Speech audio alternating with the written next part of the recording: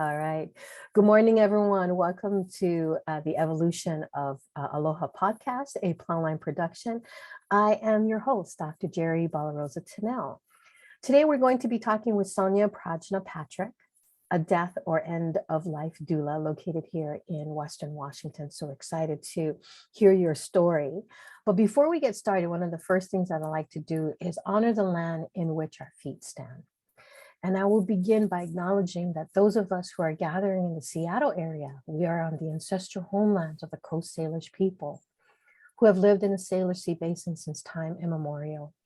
We respect this place and honor the sacred spiritual connection to the land, water, and its people, past, present, and future.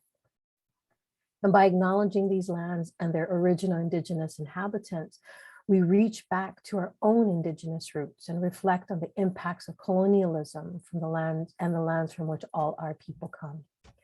We're connected to our ancestors through this connection to land, for the land is what connects us all. So please join me in taking a moment to honor the land of the traditional people in the territory in which you stand. And today I honor the Tulalip tribes and allied bands for their enduring care and continuous protection of the land where I currently reside. So thank you so much, Sonya. Hello, and I would like to honor the Snohomish tribes in which my home is on. So I would like to just start off, if I may, calling in just a sacred circle to honor the space that we're in.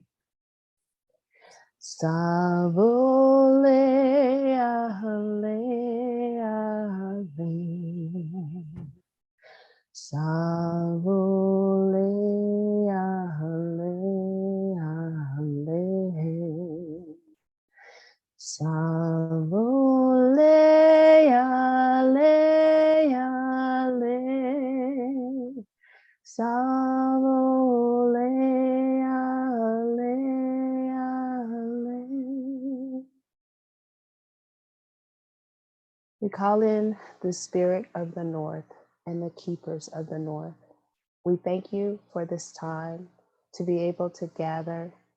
We ask that you're with us to give us rootedness in Mother Earth, that we are sheltered and cradled, and that we can learn to care for the earth, that we can be strong and as massive as the mountains, but as flexible as the wind and the leaves. We ask that the spirit of North walks with us to East. Hello, East. East is the morning sunrise, the dew on the grass. East is the communication between spirit world and physical world.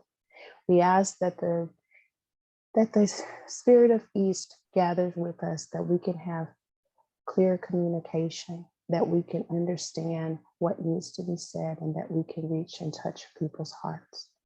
We ask that the spirits of North and East join us in the South at the ancestors' heart, where Jerry's ancestors, my ancestors, and whomever is listening to this podcast gather in laughter and in joy and in celebration of life, the past life, the present life, future life. And we ask that the fires burn away any obstacles that prevents us from reaching that place of joy, whatever our definition of joy and peace may be. We ask for inspiration at this time. We ask that the spirits of North, East, and South go with us to West, where the ancestors rest, where the bones of the ancestors nourish Mother Earth, where the bones of the ancestors knows where our truth lie, where our blood is. We ask that the spirits of the West work with us with the beautiful phases of the moon, and that the ebbs and flows of the ocean can wash away and cleanse us at the same time.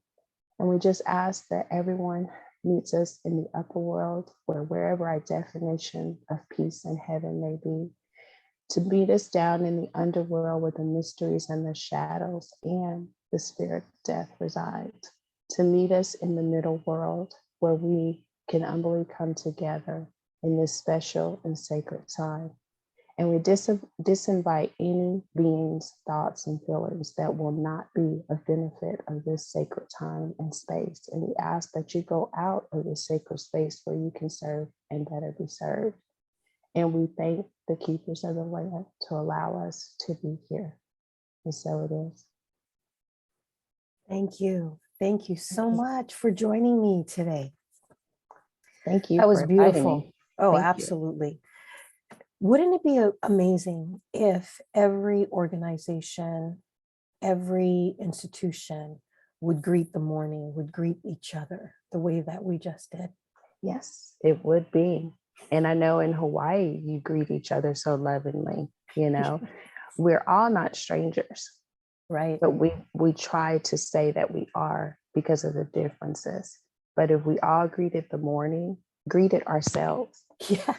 Like I look in the mirror and I go, good morning, beautiful, even when I don't feel beautiful, right? Because if you greet yourself with love and joy, your body radiates that love and joy for the rest of the day. And then you go out and say, like, may my smile or may my twinkle in my eyes be of assistance to people. Because sometimes you don't have to say anything. You can just wish that. Yep. Right. And then it's like that energy that we have, you know, like in Hawaii, we call that energy mana. And so when we greet ourselves and we aloha ourselves, then we're able to go out and share aloha with the world. And people can feel that. Yeah. People can feel that energy. So sometimes, you know, it's like when we talk about that energy, it's like, you know, saying aloha to someone, but then yet the energy is not giving that aloha. Yes. Yeah. Ancestors know. They're like, ooh, the mouth is saying one thing, but the spirit is saying something else. Yes. And if you greet yourself like that in the morning, you're also greeting your ancestors. So then your ancestors come and walk with you. And like you said, they give you that message and say, you know what, you can say hi, you can be loving, but like stop it there. Don't give any more information. Just listen. Just observe. Yep. Yep, exactly. Okay, so I wanted to talk to you about what does it mean? I know that, tell me more about being a death doula. So the process is different for everyone, right? I feel that you're called to be a death doula, though. Something happens and shifts in your life that you might not even know that that's what it is, but you recognize death. That's the only way I can describe it. And it's not in a way like, oh gosh, that person's going to die, or, you know, like something creepy, like the death tarot card or something. Right. It's just that experiences in life has put you through a process of death, right? And one thing that people don't understand about death is we all could be death doulas, right? First of all, let me back up. First of all, our ancestors knew how to care for the dying and be a part of that process. And then somehow we like gave it over to companies and everything, right? But we all have experienced death, even our ancestors, right? And so things can happen in our life that we don't consider death. Like a relationship ends and you grieve, it's death. A friendship ends and it's death. You love your town, but something happens and you got to uproot and move, and all your memories, that's death. So a lot of times people appear to be afraid of death, but we actually are walking with death on a daily basis. We just don't call it that. We're like, I broke up with my partner. I got fired from my job. And then people don't expect you to grieve in the same manner that you would if an actual loved one passed. But we do grieve.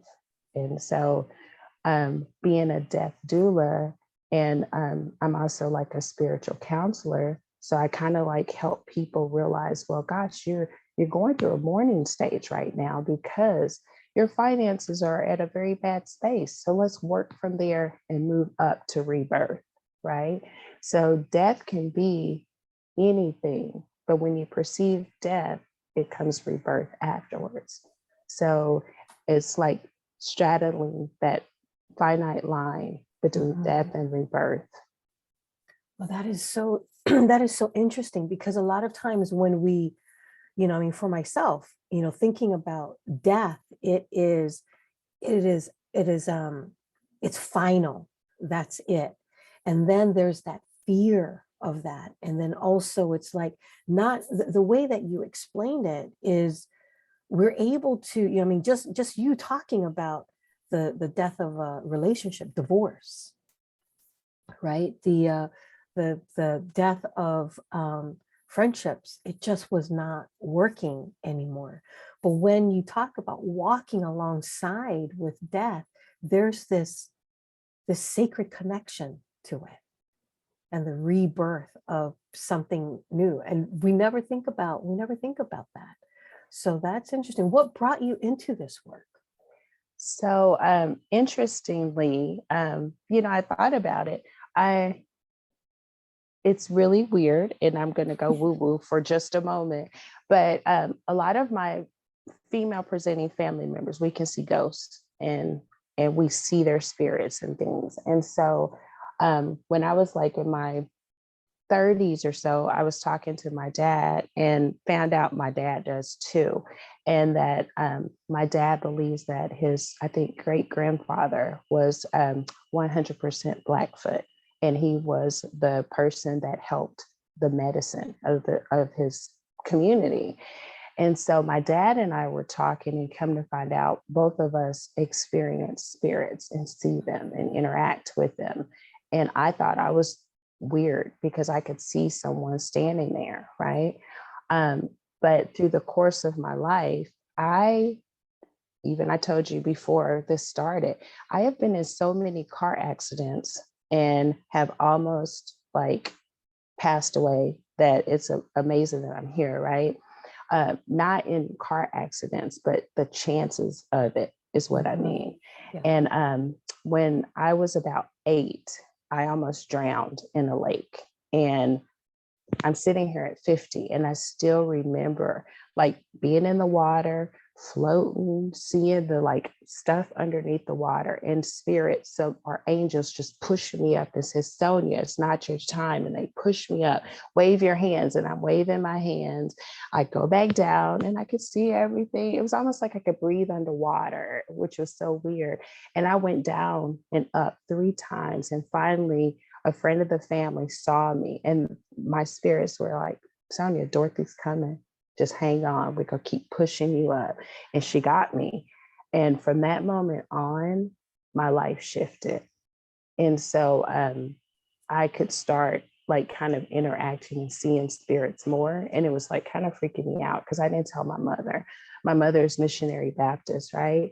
And I'm already weird with my piercings and tattoos from my mom's perspective. But talking to my dad in my 30s, he was like, let me help you to understand this, right? So I ended up here because working in skilled nursing facilities, I would see a person and spirit would go, they're not going to be here tomorrow. Sit with them for a minute. And I'd sit there. And then next day they had passed. So I feel that from that moment when I almost drowned, I kind of became a companion to death. And I don't say that and I don't interact with that, but I can feel it. I mean, I can see like, ooh, that house, it's dying. And then next know it's torn down. So it's just really weird that I get messages, but I can be sane, and hold a conversation. But I also can tell like if a house is dying, if the land is dying, if people around me are dying. And so it's a real tricky situation. Right. To be able to interact with death. Well, one of the things is I don't see what you explained as woo-woo at all. Hey. Because that's the colonized way, right? When we are able to step into our ancestral knowledge, then of course colonizers are going to look at it and like, oh, that's just woo-woo and everything. So your story about drowning in a lake when you were 8, I was 8 years old when I almost drowned. Ooh, I just chicken skin. Ooh, wow. Yeah. And I was at a summer fun, and it was like with a Catholic school. My family, And pretty I much was at a church function. okay. That was it. It was like, it was summer fun during a Catholic, Catholic summer fun. And there's a you lived in Hawaii. So in Waikiki, do you remember the natatorium? Okay. Okay, so in Waikiki, there's a natatorium where it's a saltwater pool, and it's like, just from the ocean, right? There's this area. And I fell in. I fell in. And I remember going down and down and down. And it was dark. It was dark for a second, but then there are all these lights. There are all these lights. And I literally felt myself being lifted up. And then I could see, as I was looking up, I could see people, right? There other 8-year-olds, like they don't know what to do, right? It's like I fell into the water. And I remember looking up, and there was this hand that actually reached down, and I grabbed the hand, but when I got up, there was nobody there. It was other kids. And they were like all screaming. And then the adults came running and everything, and then lifted me up out of the pool. Wow. And so I will always remember that. And I would always say that I was an empath, because I could feel other people's energies, and I could walk into a home and I could feel if there was something that was not right. And I could just feel it, right? And I'm like, ooh, I feel something. And people used to tell me that, oh my God, you're just so, you're so woo-woo. You're so woo-woo that You're so weird. You're so weird. And, it's like, how can you do that? Or how can you feel that? But I just could. And so it's like, you're talking about how we all could be these death doulas. Yeah. It feels like there's a part of our psyche that we're just not tapping into. Yeah. And I believe, like, my death doula instructor, and I agree, it should be a discussion from preschool all the way up. And it could be a gentle introduction of, like, if an animal passed away, Right. or if you see an animal on the side of the road, saying a prayer for that animal, just leading all the way up to, even adults, we need education on death, because we're so afraid of it, which is funny because we're all going to die. So if we're afraid of it, there's avoidance. So that means, do we have our wills in place? Do we have our advanced directives in place? Those things that we're so fearful of, if we don't tackle them head on and say, I'm going to live my life, even though I'm planning for a good death, a sacred death, then it leaves our families high and dry. Like, what did they want to be dressed in? What did they want to have their music like? What? Oh, I don't know. And then it puts the responsibility onto our family members, and it might hurt them even more, because they're trying to mourn instead of, if we pre-plan, it becomes a celebration, that they're like, oh, wow, we can celebrate. But one thing through all of this that has come to me, especially through, like, my certification training, we have to do a lot of deep meditation. And I heard Spirit say, death cries when they show up, when he shows up. Because death has watched us progress and change and grow. And then now death has to take us wherever our perceived home is, right? Take us back to source. So death cries when death shows up. How do you have these conversations? Because conversations like this can be so difficult for people, and we just don't want to talk about it. So how do you engage in these conversations? So sometimes I'm like, so I'm taking a death doula class, or, oh, I'm a death doula. People kind of know me as a person, because in community, I'm a bone reader. And so people come to me for reading bones, and usually bones are associated with death, right? It's a form of divination, just like tarot or the runes or what have you. But most of the people know me as like the bone witch, is what they call me in community. And so it's really easy once people find out I read bones, then like, oh my gosh, what kind of bones are those? And then people might, oh, I'm scared to death, and then that conversation leads into it, right? Other times it's just if someone says, oh, I had a loved one pass, and then I'll say, oh, it's a beautiful thing. It's a celebration of life, and then kind of lead into a conversation that way. Because it can be a touchy subject.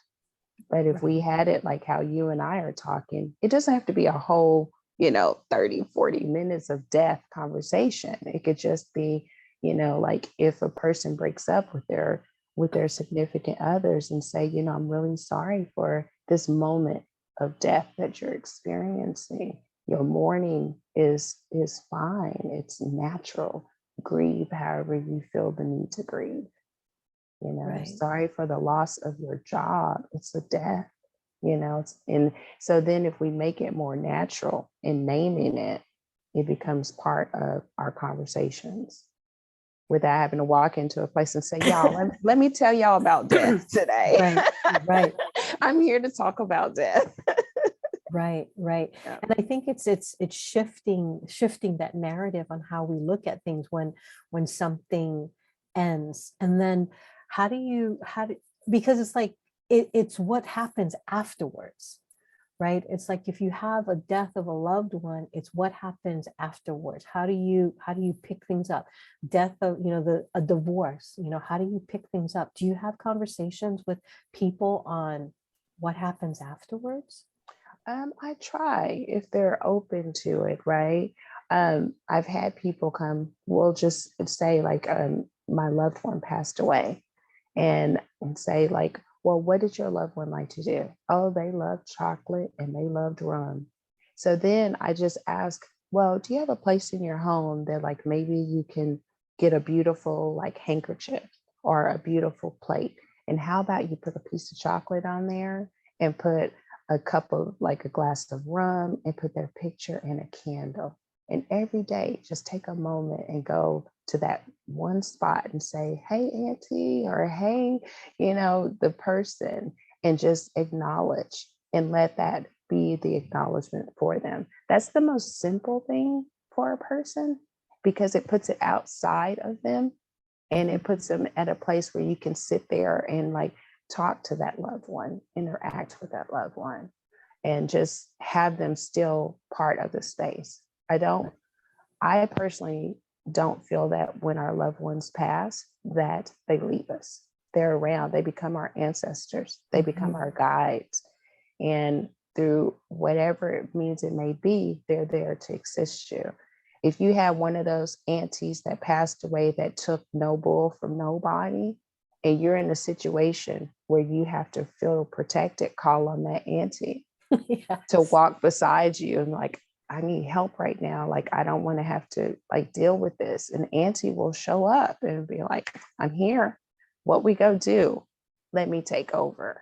And so our ancestors, even the loved ones that passed, are here to help us, right? They become we become part of them and they become part of us. So they're always walking with us.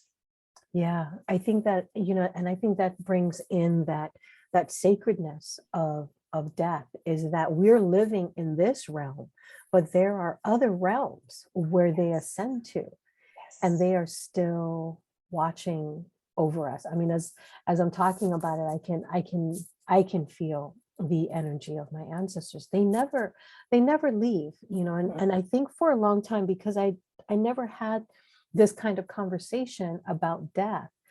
When my parents passed away, for a long time, I had this sense of loss. I had this sense of, they're not here anymore. I cannot talk to them, but then it's like one morning I woke up and looked in the mirror, and the eyes that was looking back at me was was the eyes of my parents. Yes. And so I'm like, oh, wait a minute.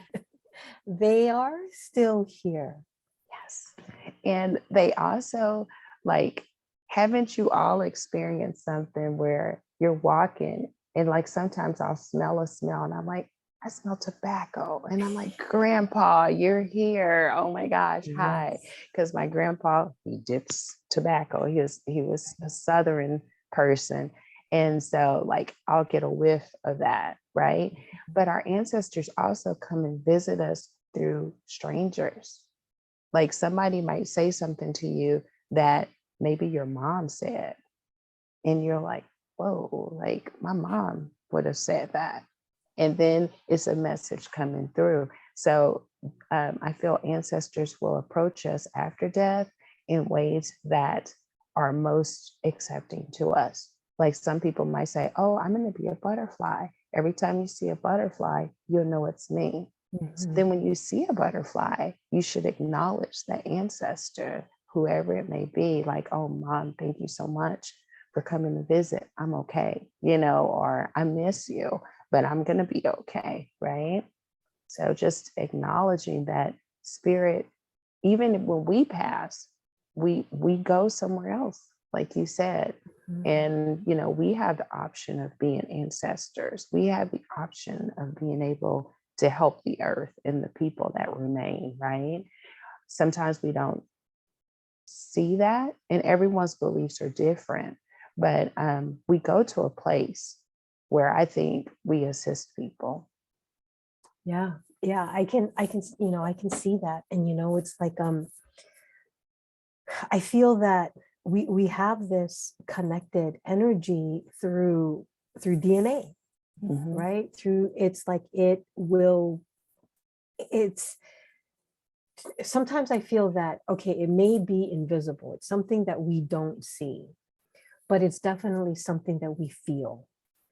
And, and a lot of times, in our Western European culture, a lot of times we hear, oh, you know what, it's emotions, right? It's emotional. You can't depend on your feelings because it's just emotion.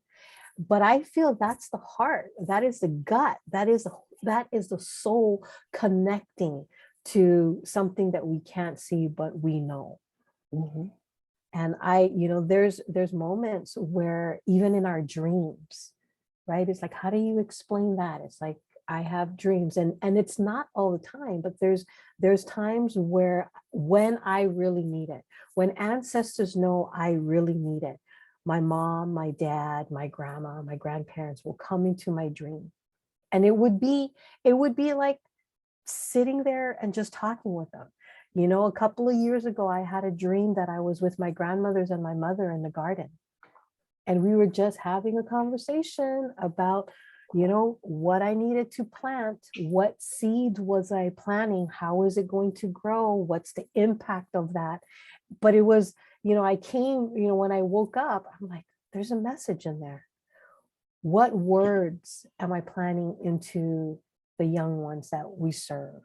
Mhm. It's like, what's my responsibility to that? And it's like, oh, thank you, ancestors. Yeah. So it's like, it's interesting on how you're connecting death to something that is not what we're used to. When we think about death, it's something that's final, it's the end, we'll never get back there again. But I mean, I don't know. Tell me more. I want to know more. So, it is scary when death rolls around and comes and visits me as Sonya-Prajna. I won't be Sonya-Prajna anymore, but I'll be something else.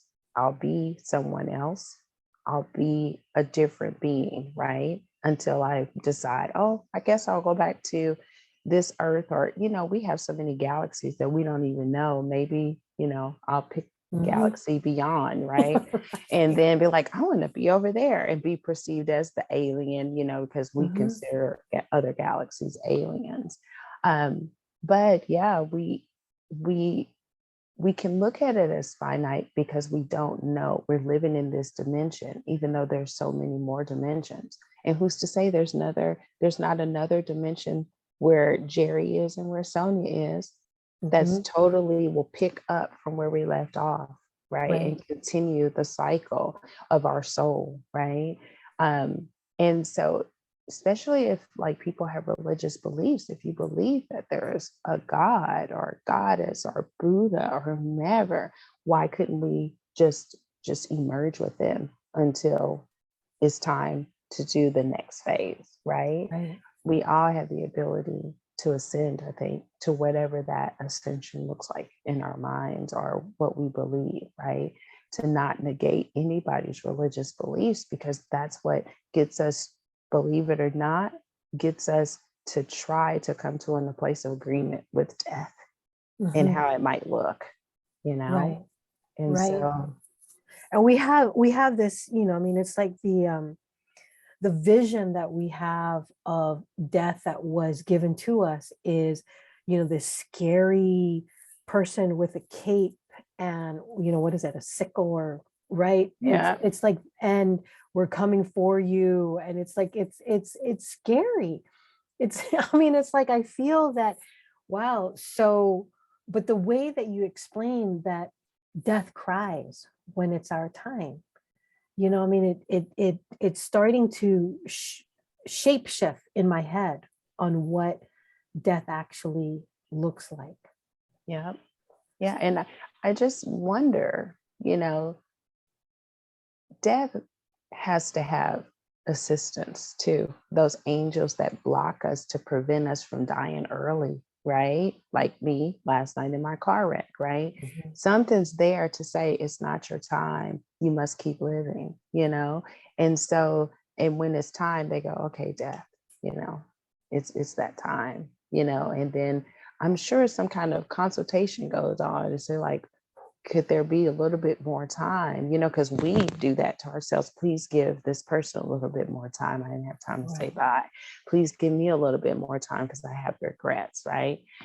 Death probably has the same thing with their assistants, his assistants, and they're like, okay, like, and then they say, and I know when my uncle passed away years ago, I knew with our last conversation, I was like, oh, he's not going to be here much longer. And so, and like I don't know other people, but Southern people believe, when you're going to die. And so you start clearing the nest, you start saying your goodbyes, you start giving away things and everything because they have a feeling that they're dying, right? And so death gives that extra time Yeah. before death comes, right? And Yeah. there's so many different ways to experience death. So have you thought about, I mean, especially in our society right now with what happened in Uvalde, Texas, what happened in Buffalo, it's like the continuous murder of our Black and brown men. What are some of your thoughts on that in regards to death? First of all, it's very heartbreaking, because I have a male presenting 20-year-old that doesn't look 20, so I live in fear for them all the time. Their pronouns are they, them. Um, I question this. I heard once a long time ago when I started my spiritual path that when we come to this earth, this is where we are, what we consider earth, we pick our experiences. We choose, we have this pre-life review, sit down with our ancestors and the council, and they say, so what do you want to do when you go to earth? You know, well, I want to be Sonya. When I'm 30, I'm gonna change my name to Sonya-Prajna, and I'm gonna have one child. And like you plan this out. And then you also plan out those kinks, because those little kinks are what makes us grow, right? Because if not, the idea of reincarnation and repeating could Mhm. happen. So you're like, okay, I want to experience a breakup. I want to experience an amputation. I want to experience like all these things, right? So I can't help but wonder, if the people that are dying at the hands of guns, like they have been, if those group of people did not choose that path to help wake us up, to stir the pot, to stir the cauldron, to have all that ickiness boil up to the surface and come out so that we can do something about it, right? And that's the only thing I can think of. So sadly, did that person choose to take that moment to take their gun into that place? Because that person would have had to play a role in that as well, right? That's a hard concept for my brain to wrap around, because like we all experience hardship and trauma and things. And it's like, but why would we elect to do that? And then there's other times we could just be at the wrong place at the wrong time, sad to say, right? That it takes us to a new path of changing and growing to put something in us. But I'm just thinking that it's to wake people up, to realize that there needs to be assistance with mental health. There needs to be more safety in schools. There needs to be less prejudice. There needs to be more understanding. You know, just because you and I may not look alike does not mean we don't have similar experiences. You know, our organs are in the same place. Our blood is in this flowing through us. So just because our skin or the way we present ourselves is different should not cause so much pain and hurt in the world, right? Right. Slowly but surely, it seems like people are waking up, right? The pandemic, more than anything, woke us up. Yeah. You had to spend more time with yourself. And I'm hoping that as it comes out and we come out in community more, that people have more time for self-reflection and how they want it to change and how they want to grow and how they want to help others, right? Right. Right. Yeah. Yeah, that makes me think about, it's like, looking at death in the way that you describe as something that we walk beside all the time, every day. And then also thinking of how having this conversation before we come to this place on earth. And what is our purpose? What is our destiny? And it's like thinking back, way, way, way back, on how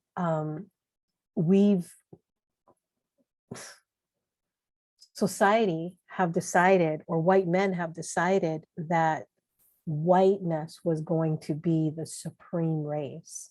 Yeah. And then everything that comes after that, right? It's like, I just feel that everything that has happened around death in our society in this past couple of years has to do with white supremacy. I've just got to call it out like that. Yeah.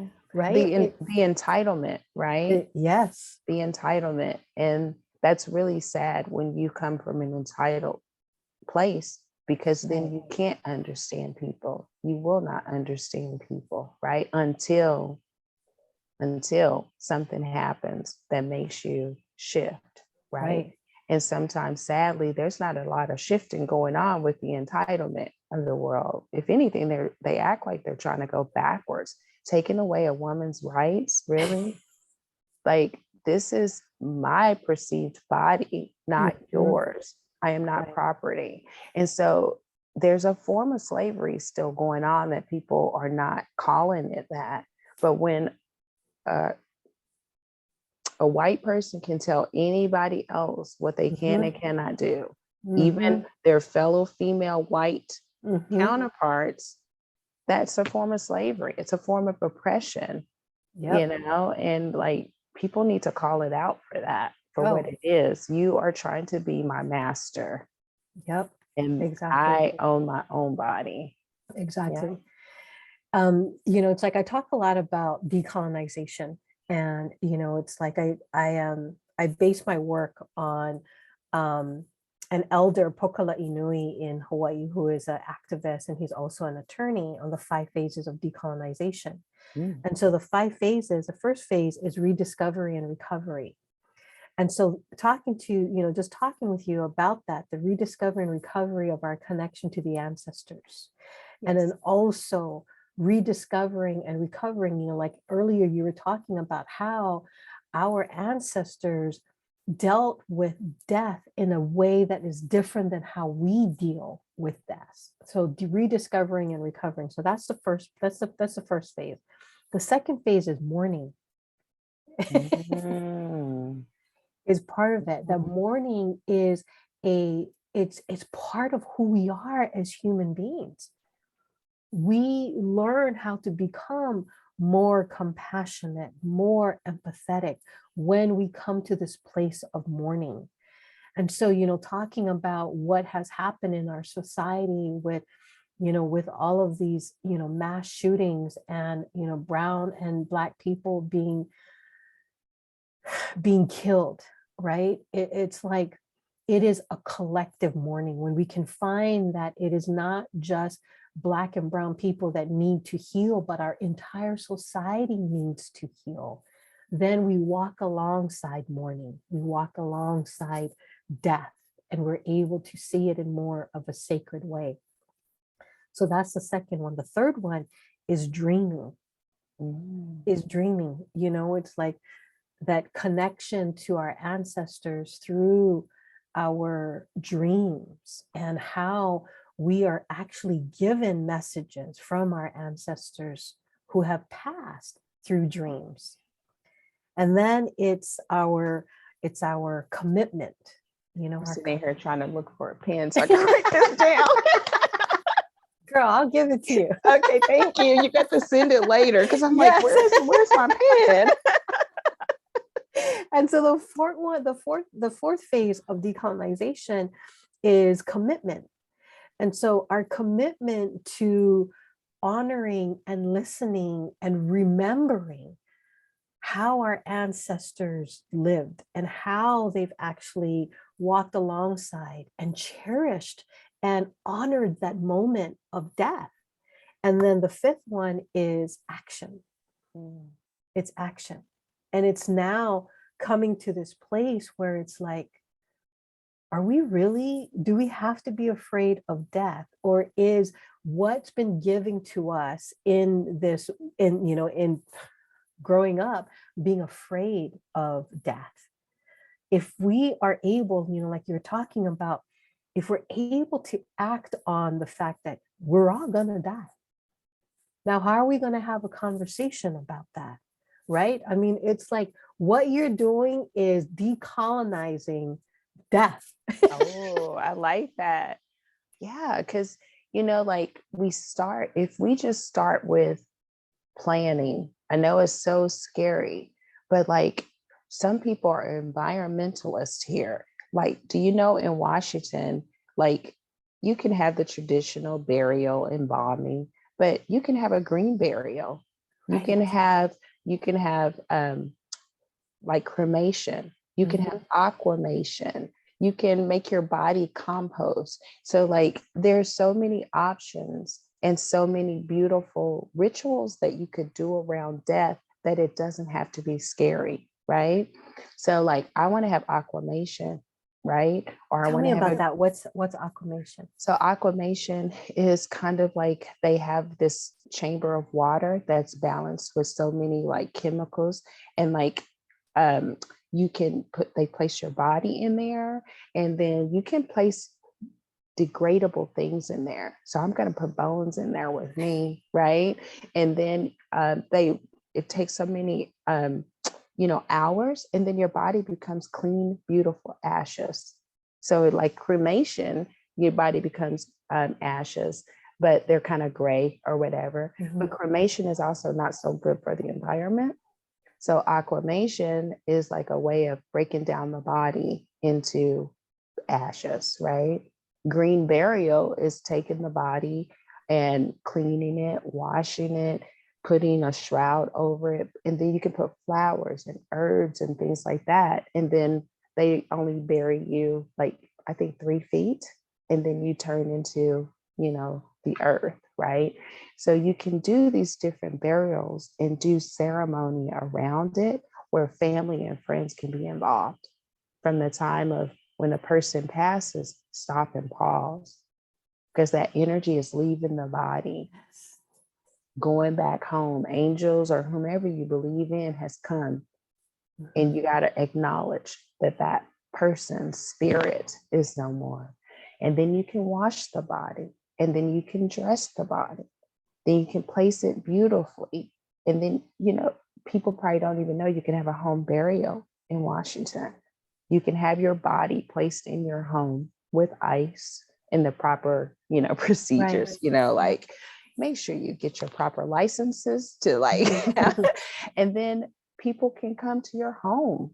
They can sing, they can dance, they can just do all these things to celebrate your life before they have to bury you, right? You don't have to go through the white person's traditional, let's embalm and get this $5,000 casket and just, that casket that might not even break down in Mother Earth that could cause some issues for land later on, right? Right. Yeah. Sonia, you're making me think so differently about death and the body, right? It's like, so growing up, I was always told that this is just a vessel. This is just a vessel. And when we do leave, when our body, when our soul and our spirit leaves this body, honor this body. This body has been doing a lot in how many years you are here on earth. Yes. So honor the body, honor this vessel. And so, hearing you talk about, the different ways of doing burial, it's like embalming it is abusive. It is actually. It doesn't seem appealing. Through my course training, I was like, yep, not going to get embalmed. Nope, not going to do that.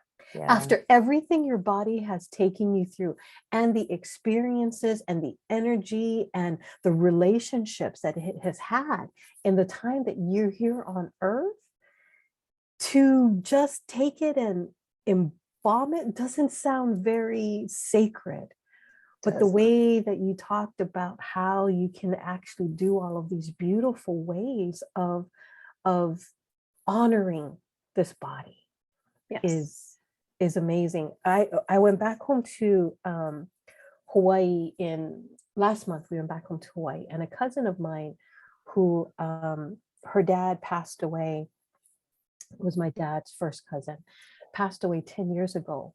She held on to his ashes until she was able to bring him back to Hawaii. And we had canoes, and we went out into the ocean, and she laid his ashes into the waters where he swam, where he fished, where it was a place of sustenance for him. And it was so beautiful, to be able to do that and have the canoes out and have the elders up by the beach watching as we paddled his ashes out into the waters. That is beautiful. I mean, it's like, why do we not look at it that way? Right. And by talking this way and on how you're talking about decolonizing death, those people who are, selling those $5,000 caskets, they're banking money off of you. It's like slavery again, right? It's like, if everything is broken down to like this simple, like, is it slavery or not? Is it taking advantage or not? Is it oppression or not? People would have a clearness about it, right? My recommendation is I'm still in the process of this as well, is like getting your advance directive. Like, what do you want to have done with your body? Do you want to be contribute your body to medical science? Do you want to, be kept alive for so long? Those things are important. If you sit down and plan out your advance directive, you also are planning your life, because then you're like, oh, shoot, my bucket list got 15 more things on it. I better do that because I'm sitting here planning a death, right? Like, even like I want to have a home funeral. So I'm trying to think of the process of like, what music do I want played? What essential oils do I want you to wash me with? What do I want to have dressed as? Like, what herbs do I want around me? Like, what do I want buried with me? All those things make it so much easy for your family too, and your friends. And then I want to have like a simple ceremony. I want to have drumming. I want to have singing, I just want to have this spiritual celebration. Don't get me wrong. I don't want to die tomorrow, Right. Right. but, like, we're walking with death, but we're also walking with life. They're partnerships. Think about the seasons. Winter comes, we hibernate, we go in, Mother Earth dies for a little bit until spring comes, right? So there's our rebirth. And think about those times when it's winter and we're hibernating. We get sad, we mourn, especially here in the Southwest, because in the Northwest, because it gets dark. And so we go through that mourning stage. We mourn as the seasons do, believe it or not. Spring is youth, like all those different phases. Winter is elderhood time, And so if we look at the seasons, and if we look at what the seasons go through, they always come back. So why wouldn't we? We just might not come back in this form. Right. But planning your death makes you live. It definitely does. And I'm not gonna lie, you cry, because I was like, what if I end up in a coma? How long do I want to live? So all those questions you do have to ask yourself, but it's better for you to make those decisions than for somebody else to make it. Right. Yeah, I personally would not want someone to keep me alive on a ventilator for 40 years because I'm not breathing anymore, because they can't let my body go. But if my advanced directive says you got 20 days or 20 weeks or whatever, if I'm brain dead, let me go, because I can go to my next place, right? Yeah. So if we live life like we're dying, then we would appreciate life more. We would be kinder. We would be kinder to ourselves and to other people if we were living like we were dying, which we should be, because our cells die and regenerate and all that stuff, right? Right. And we are every day, dying. And so, but yeah, it's like that is one part where I feel that our brain has a block, right? We don't want to talk about that. We just want to talk about living. And if we talk about living, then we become careless because we feel like, okay, we're going to be here forever. Yeah. Right. And we're not. So, yeah, I like that you say that if we were dying, we would be a lot kinder to each other. And then, of course, there's all of those different elements, like you were talking about earlier about mental health. I mean, there are individuals, there are people out there that are suffering from mental health. And as we are here, it's like, what do we do? What do we do about that? I mean, how do we find ourselves in this place of living like we're dying? Do you talk about that with individuals?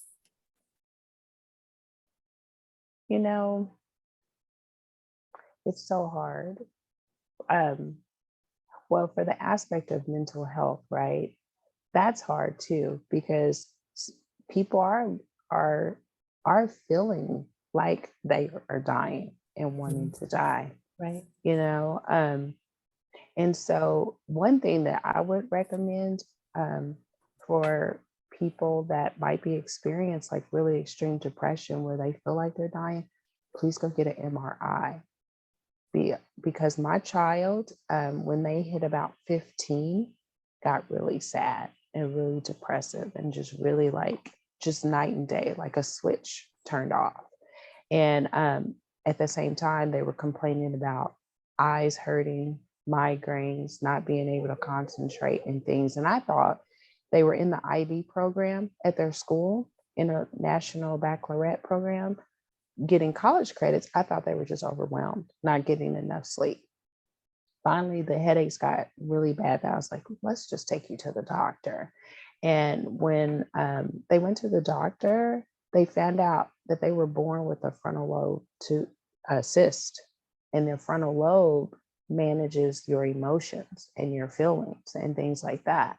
And so they put the doctors put them on medication and everything, and they're now coming back around. So I would recommend going to have your doctor get your MRI just in case, because maybe something, the blood flow in the brain could be a little amiss, right? That is causing some issues. And then with mental health, I put everything on an altar, right? I have altars for like Native Americans getting their land back and being respected. I have altars for people that say, I need a house, I need a place to live, right? I have separate altars, but I do have collective altars too, for like Black Lives Matter and things like that, and mental health altars. I feel that if we build altars, like sacredness outside of our body, it makes us have the opportunity to heal our bodies instead of trying to keep everything in and everything we're experiencing on a daily, because the body can only hold so much before it shuts down. Right. And when you're holding a lot of, say, for instance, heartbreak, they say that's where heart attacks happen, right? If you're not standing up for yourself, you end up having stomach ulcers and things. Mhm. So if you put everything outside of you, it gives you a space to look at, to meditate, to write about, to try to work through and process through. And so, for my child, I was like, oh, you're experiencing these feelings. Can you set aside a place that you can write about your feelings, that maybe you can do art about your feelings? And so, like, my child is a jazz guitar player. So he sits in a certain spot and he will make music, right? And that gets him through. And so for mental health, what avenues can you do in the altar space that can help you kind of like work with it, right? Because mental health is an important aspect of a person, right? And it needs to not be denied. It needs to be the guides that work with that energy can come in and help. And Exactly. sometimes you have to question, some aspects of mental health, is it that people are more psychic and they just don't know how to handle it? Are they Mhm. more intuitive and they just don't know how to handle it? Like schizophrenia, I believe they probably are seeing ghosts and spirits that are talking to them. Yep. And they just don't have the boundaries to be able to say, yo, it's 2:00 in the morning, I need to go to sleep, because you can Right. set boundaries with spirit. And so those things that people perceive as mental health, is it really power? Yeah. Untapped power, untrained power, inability to recognize and have the proper training, right? So there's aspects of that to Oh, look at. absolutely. Absolutely. And, there's a lot of things that, that came up as you were talking about mental health. It's like being able to bring your child in for an MRI, right? There's some individuals that don't have access to that. The untrained, it's like with schizophrenia. When I hear people talk about schizophrenia, I'm thinking that's an untapped power, because I do believe in that as well too. Is that, can you imagine if there were spirits that was coming to you that did not have any boundaries, and there are spirits that will jump in and not abide by any boundary because it's open, right? It's an open field. That when you have all of these spirits coming to you and you're not able to rest, there's no resilience. You're sick because you're not sleeping, right? And so it's like, if you're able to train yourself, if you have the capacity and the ability and the resources to be able to train yourself, that is power that a lot of normal people that's walking around don't have. Yeah. And that's one thing that as a spiritual counselor, like I teach boundaries, I teach protection, I teach about altars, I teach about awareness, and teach is the wrong word. I assist. Assist, yeah. I assist, because whatever someone tells you, you take what resonates with you, right? Yeah. My truth is not your truth. Yeah. Right? What works for me might not work for you. But then I help say, well, if this particular thing doesn't work, maybe try this, right? But it's really important to be able to find a trusted person, especially with mental health. And say, for instance, schizophrenia or depression. Those are probably maybe on the forms of some form of death. Maybe people are walking with death, and that's why they're so depressed, because they're feeling that they're empathic to what's going on, and don't have certain people to be able to talk to or connect with, right? Or the people that don't understand, that says, oh my God, pull yourself up from the bootstraps and keep going. Those people are irritating. They're very irritating, because we all experience, and I'm starting to feel that pandemic has made all of us experience some form of mental health. It's a matter of how much self-care we're giving, how much support we have, and who do we have that can be of guide or assistance to us, right? And sometimes communities aren't so they don't have as many resources, which is sad. And so I say fight for them. Exactly. When I go to my doctor, I'm like, I think this is wrong, this is wrong, and this is wrong, this is wrong. What do you think? I'm experiencing this, I'm experiencing that. What can you do to help me? But some people give their power over to the doctor, or give their power over to their therapist. When you say, this is where I want to be, this is where I envision myself, how can you get me there? You're supposed to assist me. How are you going to assist me? Yeah. And if we change our perspective and not look at a doctor as God, yes, and having all answers, and kind of attune into our bodies, it gives us more awareness in our ancestors. I walk with ancestors.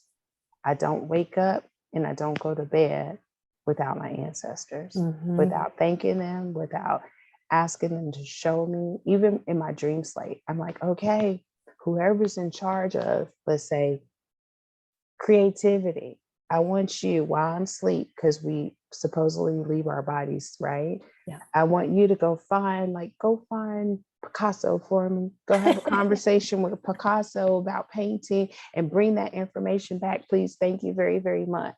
So you can ask for assistance from everything, minute things. Angels in charge of parking spots. Help me find a parking spot, because I don't want to walk far. Yeah, just ask for the assistance. And there are assistants in the spiritual realm that help with everything we're experiencing, from mental health to happiness to joy to creativity to self-love, all those things. Yep. And if we look at it as we have the resources, and then ask that if someone physically can represent that aspect to come into your life to help with positive changes, help as well, right? And it happens, I mean, I know that there's a lot of people that have experienced things like that, right? It's like, just as simple as, I need a parking spot. And then there's one that's just right there. But we don't ever look at it as if the ancestors around us is helping us through this. Because I feel that, again, with colonization, there is a separation. There's a separation. Once the people that you love is gone, they're gone. They're no longer here. And I'm like, no, I don't think so. I don't think so, because there is this energy that connects us and continuously connects us, even when they're no longer in this realm on earth. They're still connected. And that's where we tap into that ancestral knowledge, that ancestor way of being and knowing, is by connecting back to that. And of course, individuals who are listening to this podcast would be like, man, these two chicks are so crazy. They're all woo-woo and everything. It's like They whack. they're whack. They're talking about all of this stuff and everything. And it's because they don't understand. And so people that are listening to this podcast that feels like, what the hell are they talking about? It's like, pause. Just pause for a minute and ask yourself, what is my connection to my ancestors? Yes. What's my connection to the ancestors? Because a lot of times we look at other individuals, just like when we're looking at people that have what we think is mental health issues, we judge by what we think we know without actually pausing and thinking, I wonder what's going on. I wonder what would I be like if that was going on with me. It's like, I know that if, sometimes if you have this open field and you have no boundaries with the spiritual world, that they will come and they will just talk with you, because there's some spirits that are still troubled, that are still left with some trauma. And it's like that spirit wants to talk to someone like, I need you to deliver this message for me, so that way I can heal and I can move on. And so if there is an open vessel, that's where they're going to gravitate towards. But we don't think about things like that. No. And in the spiritual world, when you're an empathic person on planet Earth, in the physical world, you feel things, you sense things. If you're intuitive, even if you pick up a book on intuition, guess what? Your beam of light just went out into the spiritual world, and you became a beacon. And here comes all the spirits sitting there waiting to be like, ooh, I wonder if they're going to like wake up enough for me, open up enough for me to talk to them, right? Because I'm here. And so we got spirits around us all the time. It's just a matter of judging it and like saying when to say something, when not to say something. And boundaries are important. I've been in situations where spirits go like, you need to tell this person, blah, blah, blah, blah, blah. And I'm having a conversation like I'm having with you. And I'm like, yeah, no, we're not doing that right now. Yeah, we are, blah, blah, blah, blah. No, we're not doing that right now. Because most of the time it's with total strangers. And those psychic shows where people just walk up to you and be like, your ancestors say blah, blah, blah. That drives me nuts. That's not respectful of ancestors and giving a person's permission, to say something. So you have to be very cautious as these skills open up and develop. You got to have boundaries with the spiritual world. You got to have boundaries with yourself, because as you gain more knowledge, it's not your place to go out. I do not brag. I do not boast. I have a doctorate degree. I only step up as Dr. Patrick when you are messing with my child. Here I come, or if I have to like prove because I'm a BIPOC female presenting person that I'm smart, and all of a sudden you look at me and think I'm not because I'm tattooed and pierced. Oh, I'm Dr. Patrick. So you have to be able to have boundaries and know your boundaries. But as Dr. Patrick, I'm not going to walk around going, oh gosh, I'm a spiritual counselor. Let me tell you what's right and what's wrong in your life and da da da. And the ancestors are telling me, oh, it's spirits telling me. Yeah, that's a disservice to the spirit world, because I think sometimes they want to relay messages that are very important, that are healing for them, like you said previously, or for the continuation of our line. So when people say, after I die, there's nothing more, then what are ancestors? Because when you die, you become an ancestor. So how can there be no more? Right? Like, when does the line actually end for ancestors, right? Unless like you are literally the last living person in your bloodline, Mhm. And yes, your ancestor line may die, but who's to say it won't not regress, but like change direction and Right. hook on to another path. And then there goes the other aspect of you, right? Right. Especially if you are a mentor or a teacher or someone who cared for it. So for example, it's like Mhm. my husband doesn't have any biological children, Okay. but his impact and how he lives his life with, you know, my sons who are his sons and our grandchildren is going to have an impact. And so it's like, sometimes he and I will have conversations where he's like, when I'm gone, I'm gone. And I'm like, no, Mhm. no, because your impact and everything that you have been doing for our grandchildren, you are their grandfather. Yes. And that is what they will remember. That is what is going to become part of who they are as individuals. As ancestors. Mhm. Yeah. Yes. I said, so you're being a good ancestor. And Mhm. so, I mean, it's like, yeah, there's so many different ways of looking at what it means to be a good ancestor. And I'm sure you read Layla Saad's book, right? No, I haven't. What She is it? she wrote the book on actually white supremacy and me, on how to Okay. be a good ancestor. Look, I'm looking for my pencil. Yeah. I'll That's send that another to one you. that's another one you have to sing. So I'm like, Yeah, and it's a great book, but we are all going to be ancestors one day. mhm. And so what is it that we want to, how do we want to be a good ancestor? What does it mean to be a good ancestor? Is it just being a good ancestor because there is a bloodline or an energy line? Right? It's like I think it could be both, right? I and think it could tap be both. and tapping into the knowledge of your ancestors, like now, can Mhm. give you even more power of what you're Right, capable of doing on earth now, right? right. And think about it. For me, when I'm doing energy work and things like that, and I'm meditating and praying, I call on my well ancestors.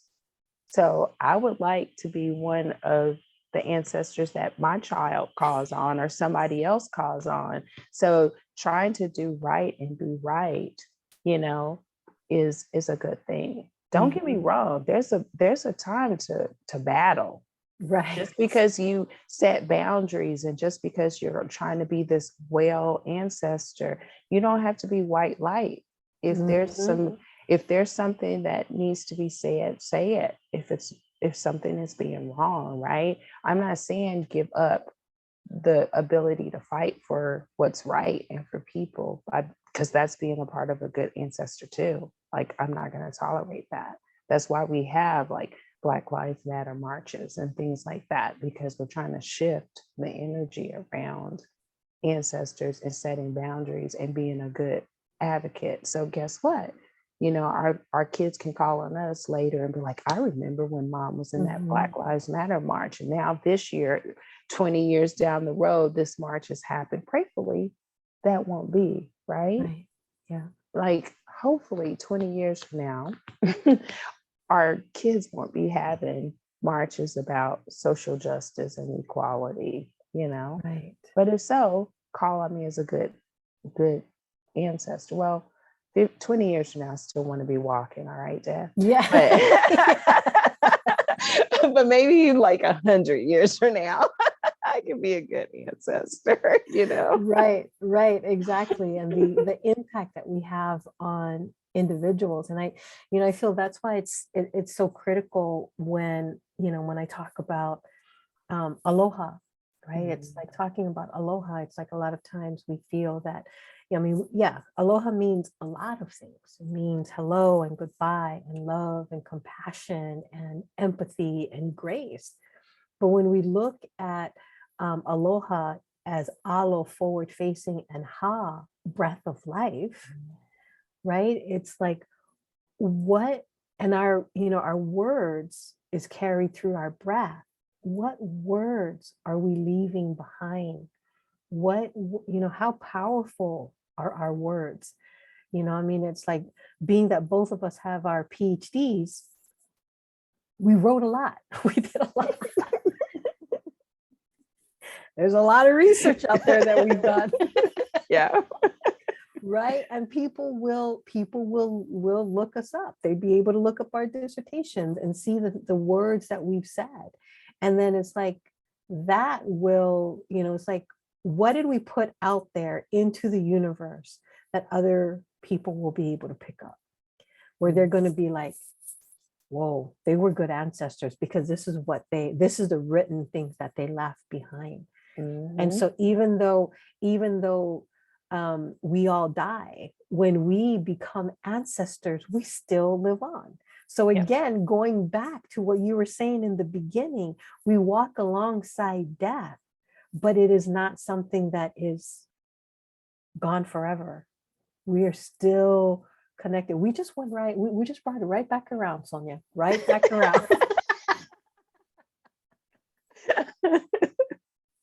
So yes, we are all still connected, even when we are no longer here. Yeah.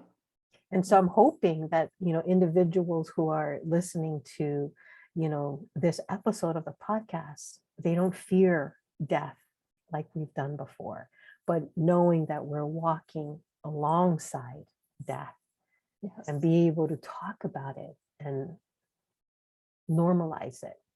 Yeah. Talk about it and normalize it, and take the perspective to think about how many of us fear living. So now we're really stuck if we're fear living and we're fear dying, like we are just stuck, right? And so live life to the fullest. I remember years ago when my uncle passed, the one that I told you, like I knew I wouldn't see him again.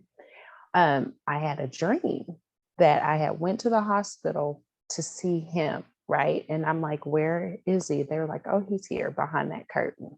And I moved the curtain back. And I remember this dream so vividly.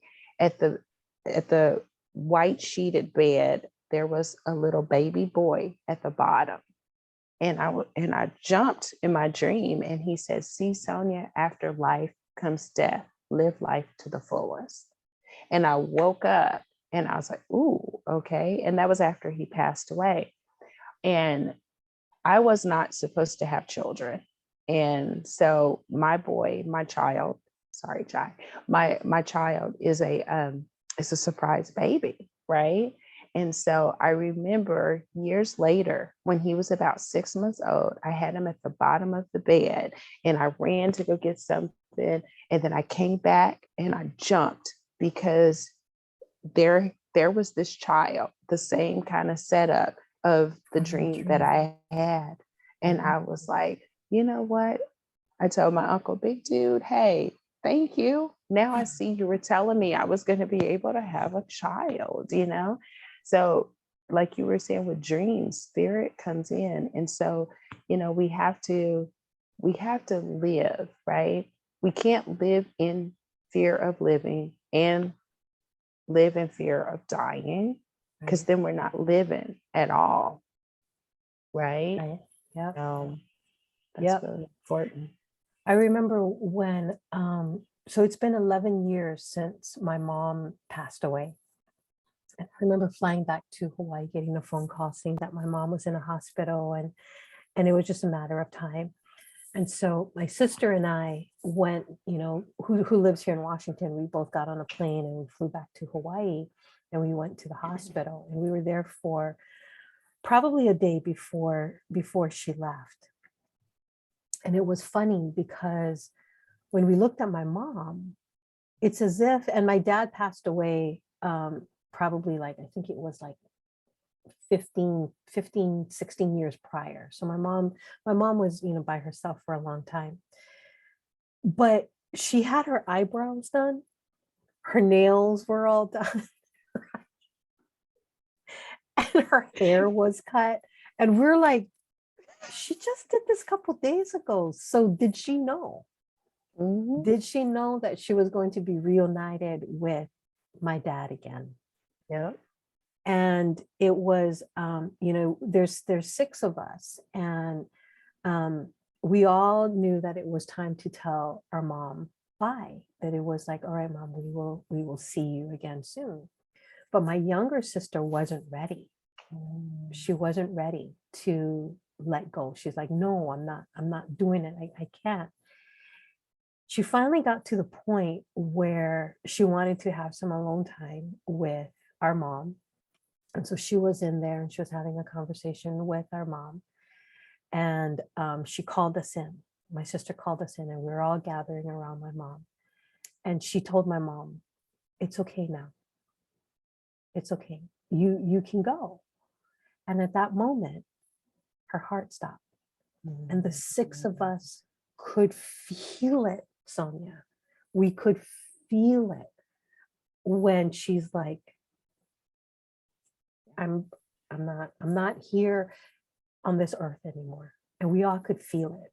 Yeah. And it's like it was such a beautiful moment, because my sister was like, it's okay. And it's like my mom held on until all six of her kids told her that we're going to be okay without her here. And that was beautiful.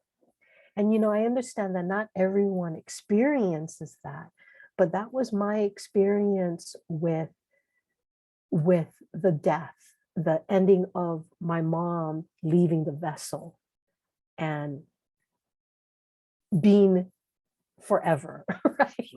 Right. It's like she ended time here on this earth, but she's still here forever. Yes. With Yes. all of us. That's So, beautiful. yeah. Beautiful. Yeah.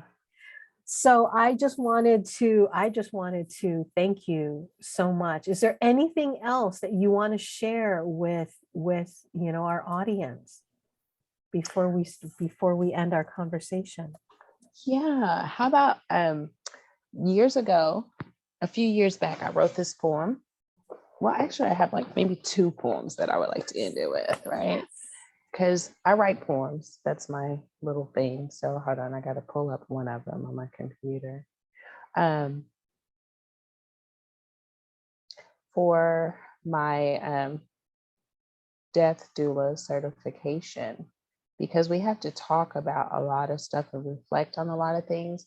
For me, I can't write and journal sometimes. I mean, I can, but then I end up just having this download of information that comes in poems. And so I'm always writing poems. And so for my death doula class, I wrote this because we had to write about something. And I was like, y'all, I can't write today, but this poem came. So I'm going to read this first one, and it's called Little Small Deaths. Every passing moment, we experience a small death, ones that make us pause and go into self-reflective depth, ones that course a map of discovery that hopefully lead to self-awareness and recovery. A noted time to take a daily pause to see if we stand for the importance of a cause. Working through the tracks of time, relooking at our trajectory line. How do we end up where we are? How do we release the hidden scars? Knowing that each moment in time is a precious gift, that in life there is grief, and then we relive. Those moments of laughter, tears, and joy until another moment closes and we walk through another door. How do we maneuver through this roller coaster called life and still find ways to have peace of mind? All I can guess is that we keep walking forward to that place that was set before us, where ancestors greet and toast because each lineage progresses most, towards the dreams laid from our past until this life ends in our last breath, in our breath, our last. So that was one.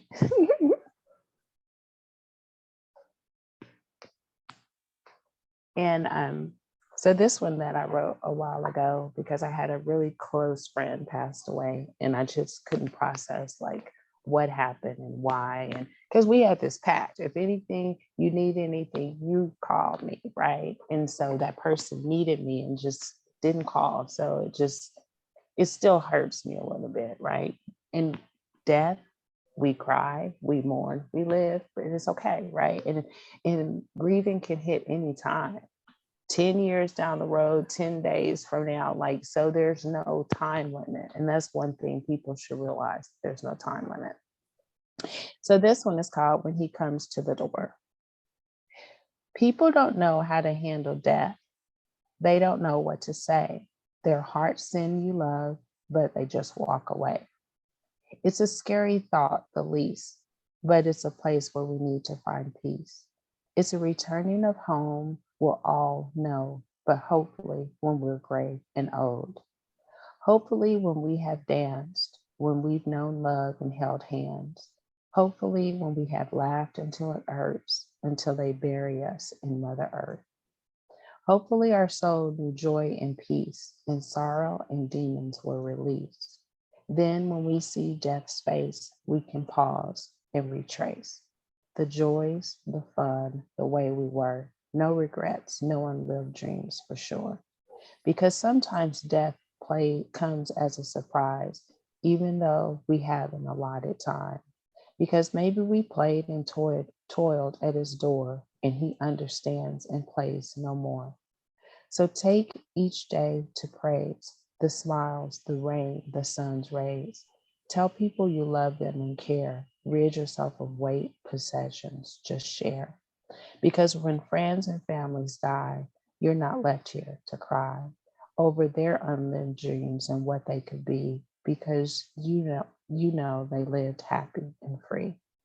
So I understand when people are faced with death, they tend to fade away briefly because they're pleading with the unknown to give them more time and room, more time to do what they want to do, to be what they want to be. Because we all want to grow old, have gray hair, see our grandchildren, and be free. So when he knocks at our door and we see his face, we leave this adventure called life full of grace. So Those were beautiful poems. thank you. So it doesn't scare me so much about death when I sit and write about it. I feel like death is like going, oh, can you like tell me, like tell people a little bit about me, right? Yeah. Yeah. And again, that's changing the narrative of how we've been conditioned to see death.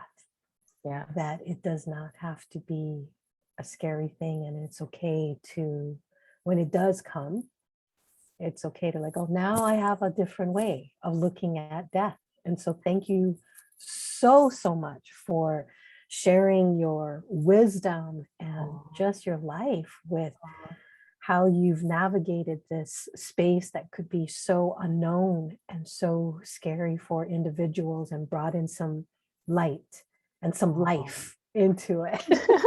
Thank you. This has been a pleasure. I mean, it's been a pleasure. And oh, absolutely. Thank you for decolonizing death with me. I'm going to steal that just to let you know. I am a decolonizer of death. I'm seriously, when you see my next business card, no joke. Absolutely. Absolutely. All right, everyone, you've been listening to the Evolution of Aloha podcast, a Plowline production. Tune in for upcoming episodes with amazing people. And don't forget to subscribe to the Evolution of Aloha and Plowline podcast, available on all your popular podcast platforms. Again, this is the Evolution of Podcasts. I am Jerry Balarosa Tanel. You're able to actually have a non-edited video content for members on Patreon. So please help us continue this work by becoming a supporter, and head over to patreon.com/Plowline Productions. So until next time, we'll talk story. Please take care of yourselves and each other. So aloha, everyone, and mahalo. Thank you so much, Sonya, for being here with us. Oh, aloha. Oh, wait, isn't today your birthday? Tomorrow's my birthday. Okay, so tomorrow's Jerry's birthday, y'all. Happy birthday to you. Happy birthday to you. Happy birthday. Happy birthday to you. Happy birthday to you. Happy birthday. Have a very good birthday. Thank you so much. All right, let me stop recording.